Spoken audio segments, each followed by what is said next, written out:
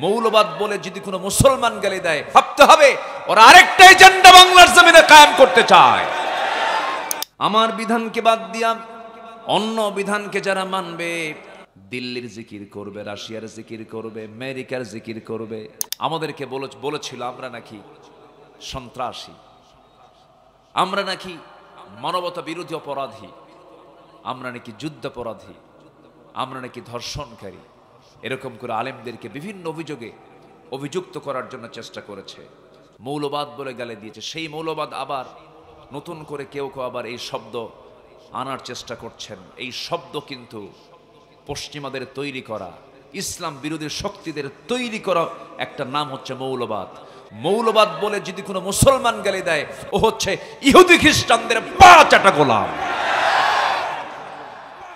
মৌলবাদ গালি মুসলমানকে কখনো দিতে পারে না। এই গালি এসছে মুসলমানদের মধ্য থেকে না ইহুদি খ্রিস্টানদের মধ্য থেকে? তারাই গালি দিয়েছে। সেই গালি মুসলমানকে কখনো দিতে, যদি কেউ দেয় ভাবতে হবে ওরা আরেকটা এজেন্ডা বাংলার জমিনে কায়েম করতে চায়। রাগ করছেন? রাগ করলেও কিছু করার নাই। রাগ করলে কি করবো আমি? আমাকে হক কথা বলতে হবে তো। আমরা চাঁদাবাজি দেখতে চাই না, আমরা ধর্ষণ দেখতে চাই না, আমরা ধর্ষণ মুক্ত, চাঁদাবাজ মুক্ত, নিরাপদ একটা জনপদ বাংলার জমিনকে আমরা দেখতে চাই। জোরে বলি ইনশাআল্লাহ। আল্লামা সাঈদীর গত বছর আগের বছর 14 অগাস্টে তিনি শাহাদাত বরণ করেছেন। মেডিকেল কিলিং এর মধ্য দিয়ে পরিকল্পিত নাটক সাজিয়ে তাকে দুনিয়া থেকে বিদায় করা হয়েছে। আমরা তার জন্য দোয়া করি, আল্লাহ পাক তুমি তার কবরটাকে জান্নাতের নূর দিয়ে মুনাফফার করে দাও। জোরে বলি আল্লাহুম্মা আমিন। এত সম্পদ করলো, এত কিছু করলো, এরপরেও আল্লাহ বলছেন বান্দা আমার কোরআন থেকে দূরে থাকবি, ধরবো। ধরে নাই? আজ থেকে ধরে নাই?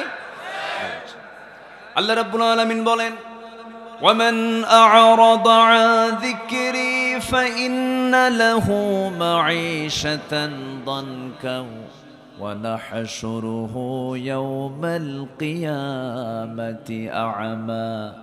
আল্লাহ রাব্বুল আলামিন বলছেন আমার জিকির থেকে, আমার কোরআন থেকে যে বান্দা নিজেকে গুটিয়ে রাখবে,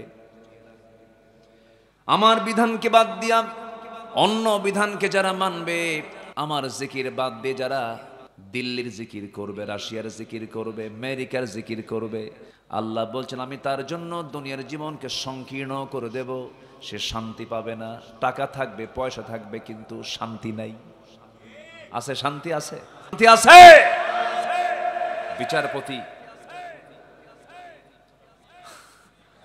বিচারপতি রায় দিল। গতকালকে আমার প্রোগ্রাম ছিল ওই সিলেটে, বুঝলেন? এই জন্য মনে হচ্ছে একটু। সিলেটে মাহফিল ছিল আমার গতকাল, বিয়ানী বাজার কানাইঘাটের পাশে ওই অঞ্চলে। যারা ওর 2 বিসি আউট করে দিছে, তারা আমার সাথে একটু দেখা করতে আসছে। হুজুর আমরা সাইজ করছি, একদম নিজের হাতে শক্তভাবে আদায় করে নিছি। সম্মানিত ভাইয়েরা, এত বড় বেয়াদব, এত বড় উশৃঙ্খল, এরা বিচারপতির চেয়ারে বসেছিল। এরা বিচারপতি না, এরা ছিল সন্ত্রাস। এরা কি ছিল? সন্ত্রাস ছিল, টেরর। এরা টেররিজমকে জাতির উপরে চাপিয়ে দিয়েছিল।